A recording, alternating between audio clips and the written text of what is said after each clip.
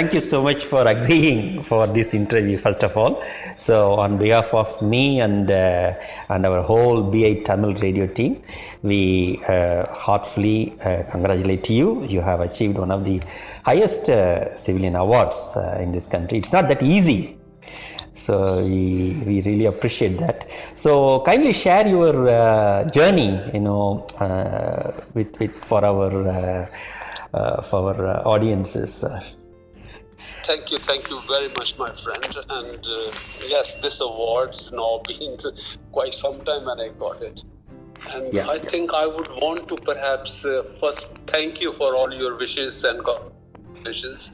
And second, let me make it very clear. Hello, can you hear? Hello? Yes, I can hear you very well. Yes. How are you? Yeah. Okay. Very much for having me on your show. Yes, it is our pleasure. Yeah. And I think, let me just say that this award been for a while when I got it. And then my philosophy in my life always been literally followed what Gita, our biggest religious book, said. Sure. That do your duty and don't look for the awards or rewards. So I think, done my bit my way, serving my community, my peers, my profession, locally, regionally, nationally. That's what I've been doing all along since I came to this country. And when you get these awards, I think, in my view, it's a validation of your work, and it confirms it that what you have done, people appreciate that, and I think that kind of appreciation is a motivation for absolutely. keep on doing the right and the good things. So in a way, I think I'm lucky as well. Many more people, perhaps much more deserving, don't get awards, but I was picked up. And I'm very happy, and I really feel very honored and proud. Okay. So, what's your background from the early years? Actually, you come from India, if I understand right. Yes. I came in 1978 from India, and I essentially belong to Delhi, but did my graduation from Punjab, in Patiala. And initially, I came here, never wanted.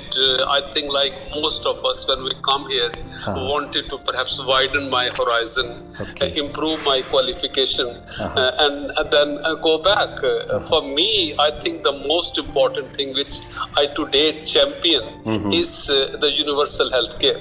I have always believed in that philosophy, that health is not a privilege. Health is everybody's fundamental human right. Absolutely. And that should be given to everybody, irrespective of their age, sex, gender, race. And the only model which perhaps you could see in the entire world, which is very, very pure, is National Health Service. We have some models in Europe, like France and Germany, where it is combined with insurance, and there also I think some sort of discrimination come in. So I got so much, literally fell in love with NHS. And family circumstances and blah blah whatever, that I stayed on, and then I don't regret it. I enjoy it, and National Health Service and the British community, with all its faults and all its goodness, has been very, very kind to me, and I'm very grateful. Absolutely. In this kind of crucial time, we really appreciate. I'm also proud to be associate with NHS. So well done, and congratulations to you. So regarding this particular, the civilian award, any special, the social attributes or qualifications one should achieve to receive this award from Her Majesty? So what does it really mean to a common, an immigrant who come to this country? You see, I think this award is not given on anybody's qualifications. This essentially is your community services. You know, these awards, I think, starts from MBE, OBE, CBE, and then knighthood. So this is a gradation of them. In a way, people who perhaps done work locally and are recognized regionally, they usually get that MBE, and people who have done a bit more work than that, which is perhaps been recognized nationally also, those people get OBE, and then it goes on. So what exactly I think is how selflessly you have worked to either raise a particular issue. It could be public health. I'm talking of the medical side of the awards. It could be public health, it could be discrimination, it could be achieved something, innovation. So all those kind of things ultimately qualify you for these awards. And these awards, you never know. For example, I didn't know that I've been nominated until I got a letter from the Prime Minister's office that Prime Minister has considered the recommendation of the nomination committee and has decided to give you OBE. So when later on when I found out, and that was again something which I really very much appreciate, and I'm humbled and honored that I was nominated by various organizations, my own peers, my staff, my local MP, the local person in House of Lords, and my patients. So they all thought that I deserve a recognition. Thank you. So I think this is the kind of things, if you do your work selflessly, without working for any award or anything like this, I'm sure people are, the goodness and the humanity still is there, and somebody will perhaps recommend you. And good luck and best wishes. And as the old saying is, I always believe in that, and always when people are disheartened and people feel, oh yes, I've done this, and still are not getting either any award or merit or promotions and all that. I said, always remember one thing, cream always rise to the top. It might have to struggle, might have to go through various processes, but if you have that in you, you will eventually be recognized. Any area of interest or specific contributions would you like to share for our audiences from your particular medical faculty, sir?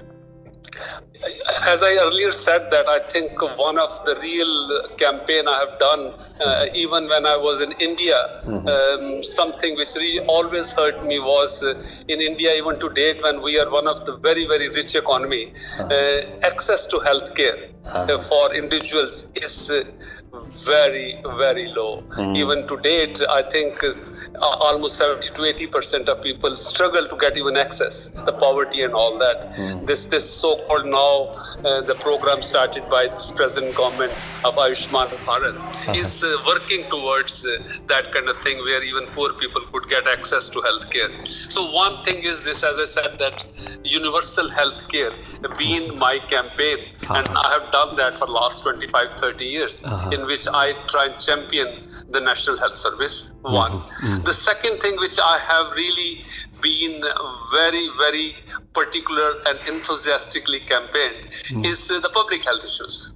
Now, I'm sure my doctor friends would know that, and I, being a GP for almost 35, 40 years, when you try and analyze it, you look at it that from your door, the people who walk in, almost 80 to 85% of people who have either diabetes or heart disease or obesity, all these kind of things are essentially diet and lifestyle related. And then what we do is we become almost a sticking plaster. We're not getting into the causes of all these diseases. As a matter of fact, if we start really as a policy looking into the diet and health and the lifestyle, lot of NHS expenditure will go down.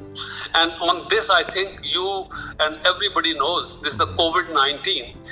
BME people are suffering much more than the Caucasian population. Yeah, very well said. And that also again look into say comorbidities in BMEs are even higher than Caucasians. We have almost 4-5 times more diabetes than white Caucasians. Our heart disease is much more than a normal local population. So in a way, and all these are again diet and lifestyle. Diet and lifestyle. And yes, and my really concern even now today is that nobody is raising these voices. That if it was an unhealthy nation. Look at America, the biggest fatalities have been in New York. And New York is perhaps one of the state or city where obesity is a real problem, a huge problem, massive problems. So I think we got to learn some that we want to really have prevention better than cure kind of model, not a disease model, which NHS has been practicing for last 70 years.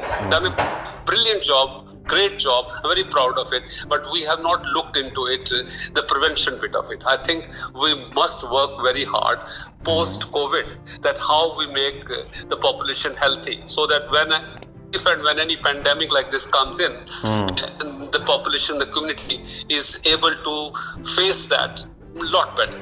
And the third thing which I think perhaps people do give me credit, is I have raised massively the issue about equality and diversity.